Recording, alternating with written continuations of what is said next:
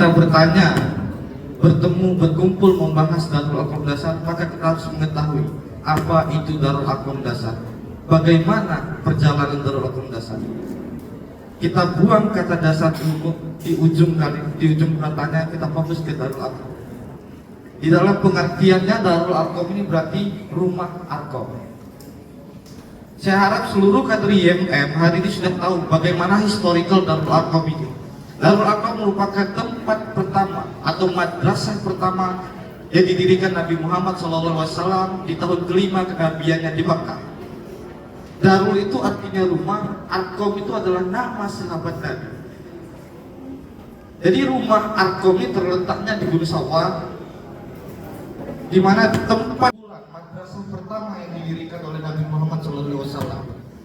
Dan banyak histori penting ataupun peristiwa penting yang lahir di Darul Arqam Dasar. Di mana mungkin yang paling teringat di bagaimana kisah Umar bin Khattab mendapatkan hidayahnya.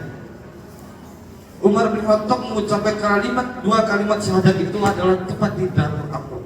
Bagaimana dia hadir dengan menemui Nabi Muhammad SAW yang menyampaikan tentang keyakinannya terhadap Islam. Dan juga ada historical lainnya, bagaimana Abu Bakar As-Siddiq, bagaimana Abu Bakar itu mengeluarkan pertama metode pembelajaran, bagaimana ia memutuskan untuk keluar dari Darul Arqam Dasar untuk berdakwah dengan terang benderang di Mekah. Di mana di dakwah pertamanya Abu Bakar itu mengalami gonjang ganjing ketidakterimaan di kaum kafir, kaum Quraisy. Pertama kali dakwah menyampaikan ajaran Islam, ia dilempari, ia diejek, ia dihina.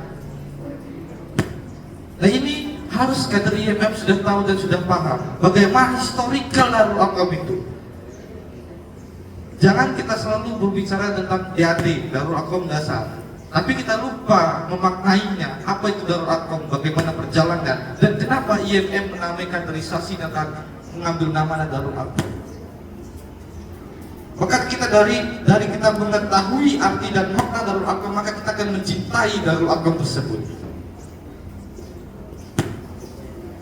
Sekarang menjadi pertanyaan, apakah sudah paham setiap kader IMM tentang apa itu Darul Arqam Dasar? Nggak perlu kita mendetail, setidaknya garis lurusnya, garis sejarahnya kita sudah tahu. Nah, hal-hal seperti inilah yang perlu kita bahas dan selalu kita ajarkan. Kita nanti berbicara masalah ideologi. Ideologi itu ada di nomor 2, nomor 3, 4, dan seterusnya. Yang pertama kita kenalkan Darul Arqam itu apa, bagaimana perjalanan. Saya rasa mungkin sedikit kilas balik untuk menambah pengetahuan kita atau untuk mengingatkan kita. Karena pada dasarnya sesuatu yang kita jalankan, sesuatu yang kita tekuni hari ini sudah selayaknya harus kita cintai dan kita ketahui. Ini saya titip pesan, jangan pernah menjalankan sesuatu hal yang belum kita cintai dan belum kita ketahui. Karena pada dasarnya kalau kita tidak mencintai dan tidak mengetahui, itu akan tidak menikmati dan tidak akan mendapatkan hasil yang maksimal. Jadi kader IMM tahu dan mencintai apa itu IMM. Tidak cukup menjadi kader IMM cukup dengan cinta, dengan fanatisme.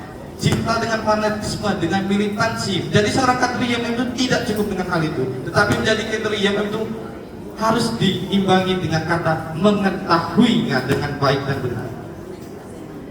Mungkin itu saja yang dapat saya sampaikan untuk kembali mengingatkan bagaimana pentingnya kaderisasi ini untuk regenerasi generasi ke depan, dan pentingnya untuk menjaga roda perjalanan Indonesia yang akan menjadi lebih baik lagi. Hari ini mungkin dari sudah 2 kali pengkaderan kaderisasi nampaknya di Fakultas dan Pertanian ini, izin Ayahanda Bijunuddin menyampaikan, Bang Su, nampaknya kita lihat akademik yang paling ramai hadir ini nampak Ibu Deka didampingi Kaprodi jajaran Sivitas Akademi FEB, mungkin bisa ramai lah. Terima kasih banyak Ibunda seluruhnya telah hadir. Mohon maaf keterbatasan saya tidak menyebutkan nama Ibu Kaprodi, dosen mungkin kalau saya sebutkan saya takut salah. Iya, jadi saya izin mohon maaf Ibunda, tanpa mengurangi rasa hormat dan takjim saya terhadap Ibunda dan Abangda yang hadir pada kesempatan kali ini. Dan untuk seluruh kader silakan menikmati wahana yang sudah diberikan, yang sudah disediakan oleh jajaran pelaksana.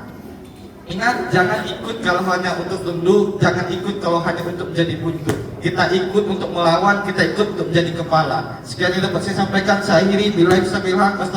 Wassalamualaikum warahmatullahi wabarakatuh.